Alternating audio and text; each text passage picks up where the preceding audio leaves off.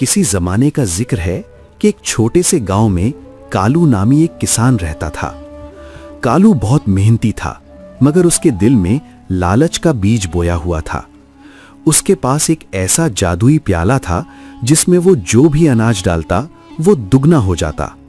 लेकिन कालू इतना बखील था कि वो ये अनाज किसी गरीब को देने के बजाय अपने गोदाम में छुपा कर रखता। इसी गांव में एक बूढ़ा किसान रहमत भी रहता था, जो बहुत गरीब था मगर परिंदों और जानवरों का ख्याल रखता था।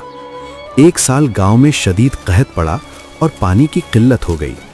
सब कुएं सूख गए सिवाय कालू के खेत में मौजूद एक पुराने कुएं के। कालू ने उस कुएं पर पहरा बिठा दिया और ऐलान किया कि जो मुझे सोने का एक सिक्का देगा वही एक बाल्टी पानी भरेगा। बेचारे देहाती और जानवर प्यास से निढाल होने लगे। रहमत ने कालू से बहुत मिन्नत समाजत की कि भाई, परिंदे प्यास से मर रहे हैं, थोड़ा पानी लेने दो, मगर कालू ने उसे धक्के देकर निकाल दिया।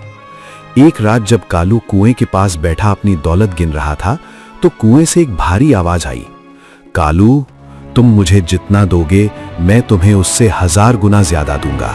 कालू की आंखें चमक उठी।